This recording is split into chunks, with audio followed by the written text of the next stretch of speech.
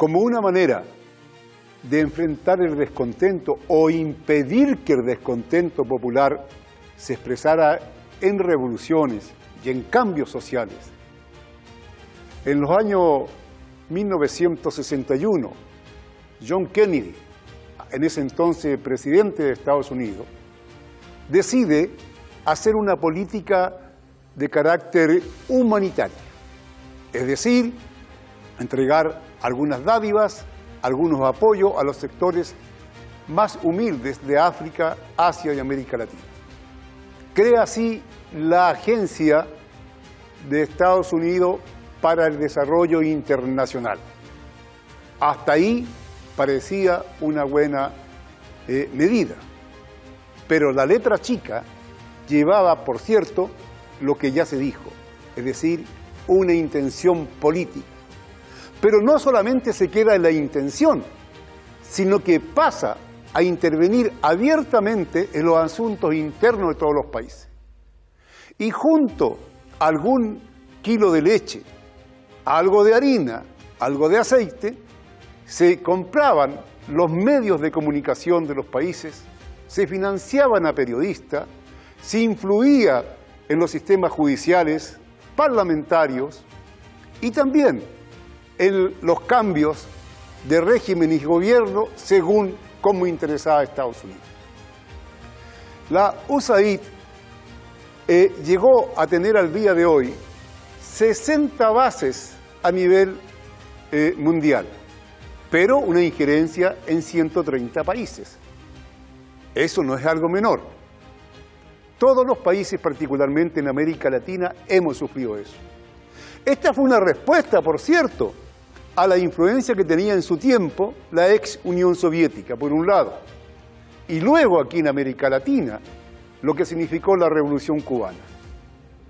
Y es por eso que John Kennedy, junto a la USAID, claro, de la mano, la Alianza para el Progreso que duró un tiempo, para evitar que el campo se convirtiera en una gran sierra maestra donde la guerrilla estuviera presente en toda América Latina, dado las pésimas condiciones de vida de los campesinos y los habitantes de nuestros países. Es decir, la USAID nunca, ni en sus orígenes, ni hoy día, ha estado al servicio realmente de solucionar los problemas de hambre, los problemas de carencias brutales que tienen nuestros pueblos. No, la USAID ha estado al servicio siempre de colocar en el centro los intereses de Estados Unidos. Claro, suena extraño que Donald Trump y su administración hoy día digan que es una agencia que está de más. Pero, ¿qué estará pensando Donald Trump? ¿Será cambiarle el nombre, reorientar su política? ¿O es que ya Estados Unidos en la actual etapa ha decidido solamente usar el garrote y no la zanahoria? Puede ser, porque lo cierto es que pareciera ser que el régimen norteamericano ya no necesita enmascarar su intervencionismo, su injerencia con ayuda humanitaria. Al revés, necesita que todos lo escuchen y que tengan miedo a sus medidas militares, económicas, agresivas, de ocupación, las sanciones económicas que hoy día vuelven a colocarse con más fuerza sobre la República Islámica de Irán, las amenazas a la República Islámica de Irán, la invasión o los bombardeos sobre el Yemen. En fin, Estados Unidos está mostrando su rostro, un rostro feroz. Esto es Negro y Blanco por Hispan TV. Soy Eduardo Artes.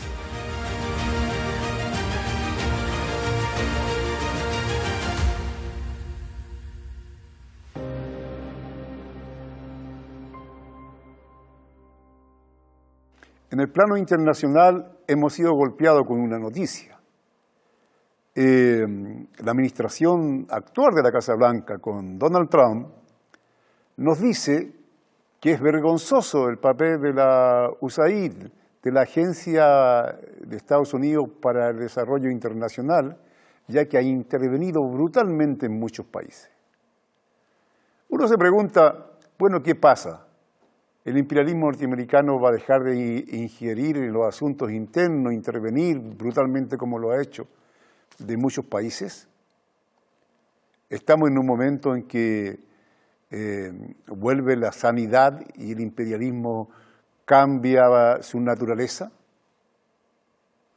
Bueno, para ver esto, las raíces, el porqué, qué está sucediendo de verdad, estamos hoy día desde Francia con un invitado bastante particular porque es un colombiano que vive en Francia, ya que tuvo que dejar su país en los años 90 como consecuencia de la violencia que allí existía. Estoy hablando de Hernaldo Calvo Ospina, quien además es sociólogo y tiene una serie de libros editados. Hernaldo, ¿cómo estás? Bienvenido. Estoy muy bien.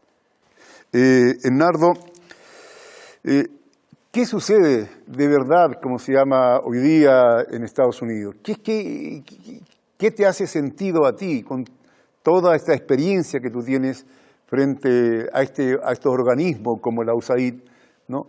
¿Qué pasó? ¿Cambió de naturaleza a Estados Unidos?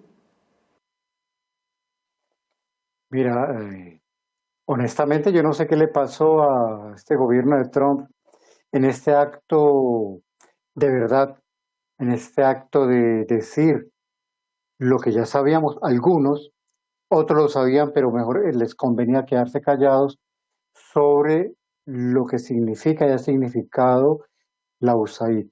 Yo no sé de dónde viene esto, quizás están pensando preparar un aparato, sea con el mismo nombre, sea con otro nombre, que sea peor, porque de Trump no se puede esperar más. Lo que sí reconozco es que hizo muy bien para que aquellos que creían de que la USAID era un ángel sin sexo, se dieron cuenta que los Estados Unidos no son tan santos, o es que nunca han sido santos. Así es. Ahora, Donald Trump pareciera ser que ya no necesita enmascarar con supuestas ayudas humanitarias el intervencionismo, porque se ve muy brutal. Uno lo ve en el plano internacional exigiendo que le pasen, qué sé yo, territorios, ¿no? Que Groenlandia sea territorio norteamericano, exigiendo que Canadá se integre a Estados Unidos, que el Golfo de México deje de ser de México, que el Canal de Panamá pase a mano de ellos, y bueno, y una cantidad de situaciones que son brutales, ¿no?, hacia los distintos países. ¿Estamos en el momento del garrote y no de la zanahoria? Yo creo que ahora realmente con Trump uno no sabe. Yo pienso que el tipo ha creído de que el mundo es una inmobiliaria, donde él consiguió sus miles de millones en una inmobiliaria, pero una cosa es uno decirle a una persona que tiene una casa, usted se larga de aquí, y otra cosa es hacer lo que él quiere hacer con los países como Canadá, como Groenlandia, decirles, ustedes se van, que nosotros los queremos comprar y punto. Ni Canadá, ni Groenlandia, ni México son casas a comprar o vender.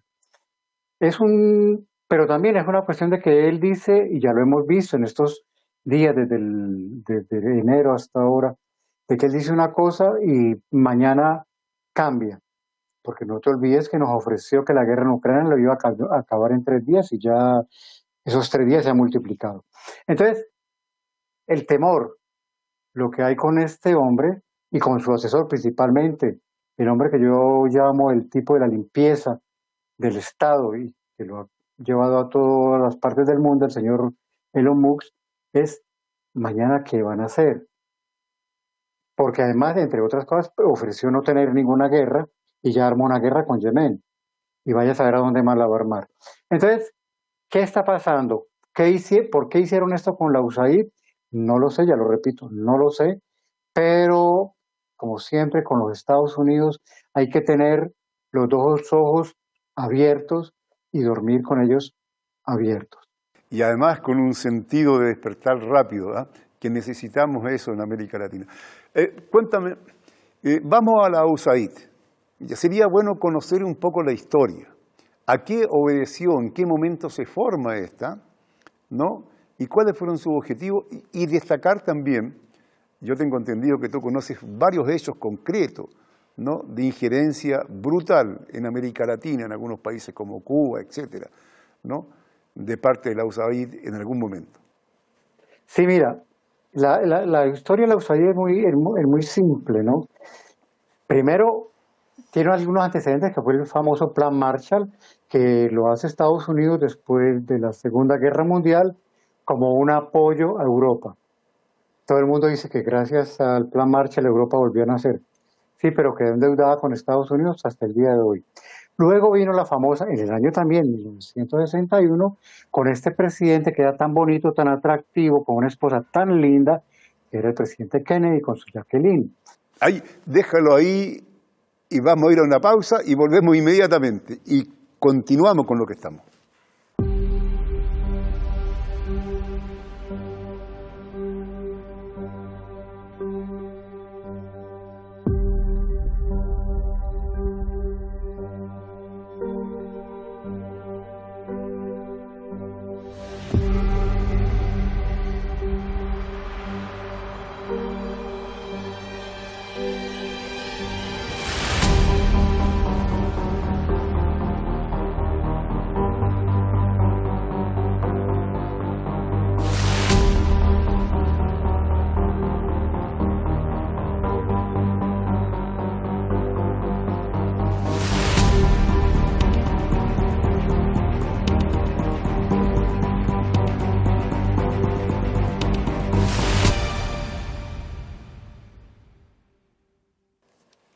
Estamos de vuelta acá con Hernando Calvo.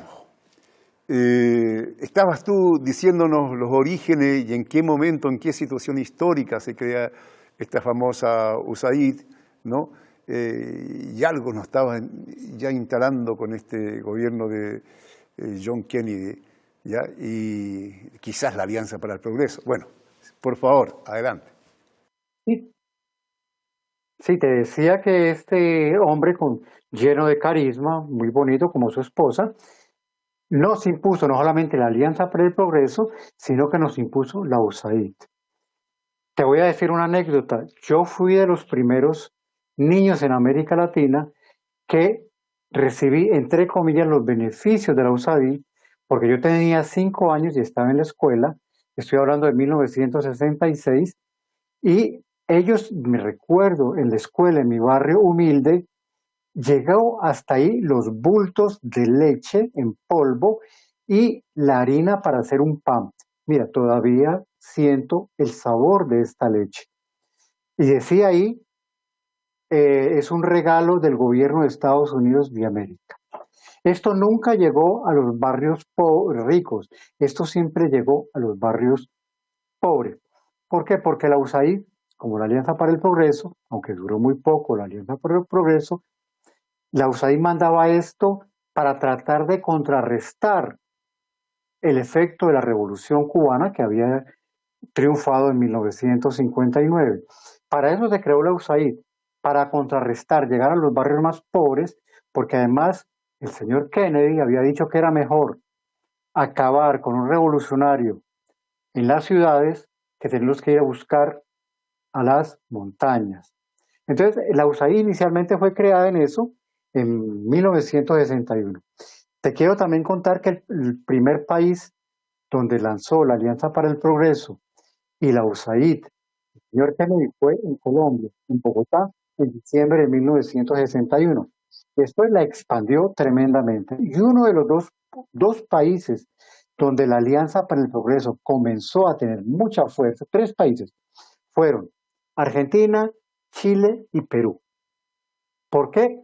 Porque no lo he estudiado, pero allá es donde se lanzan, quizás porque había movimientos sociales muy fuertes, porque, o quizás los sistemas de seguridad de Estados Unidos habían visto que había esa posibilidad de que en estos 3 países se desarrollaran movimientos sociales muy fuertes, pero entonces hacia allá se lanzaron.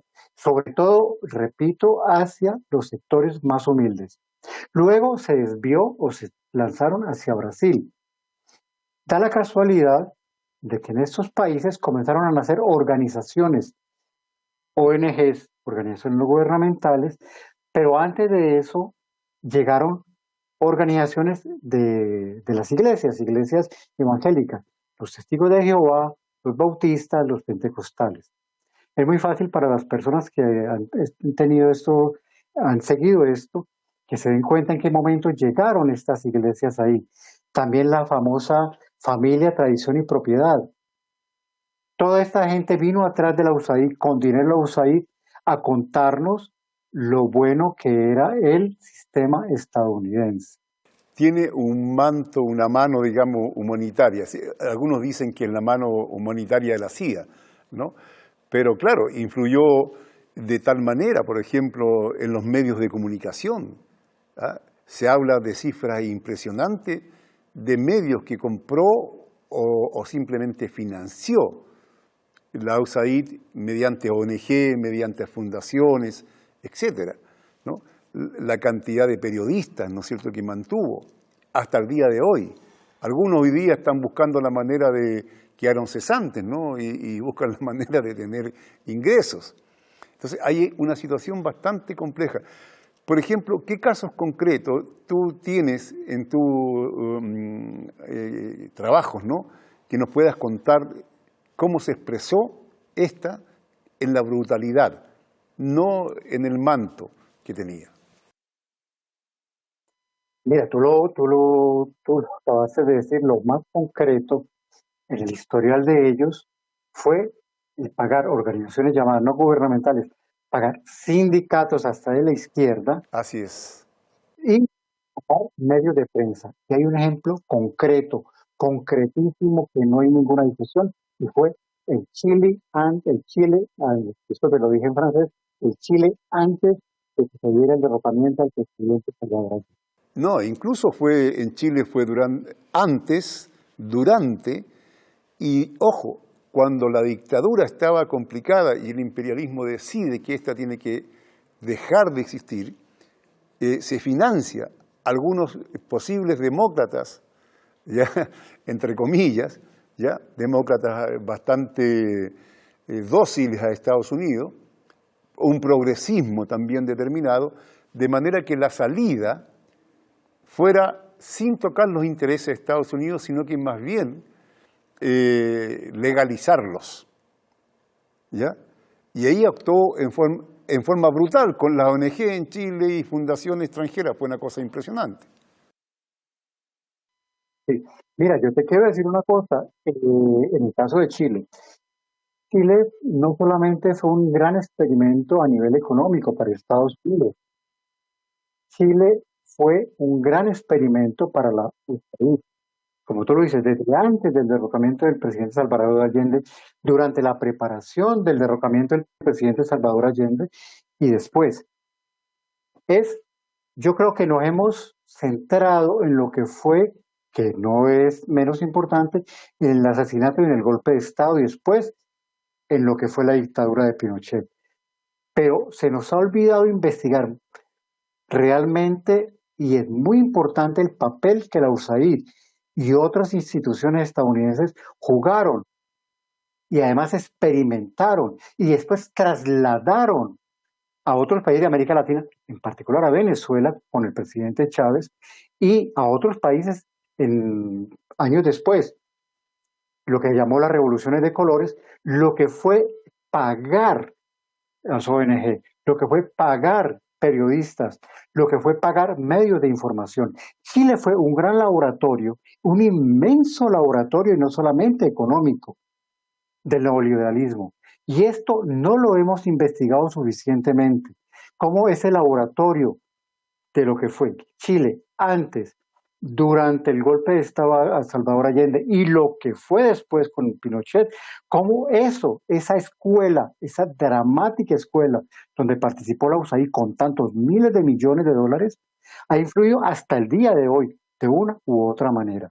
Eso se nos ha olvidado investigarlo y creo que es muy importante. Así es. Ahora, en los tiempos actuales, es claro que la oposición al gobierno de Nicolás Maduro, los Guaidó,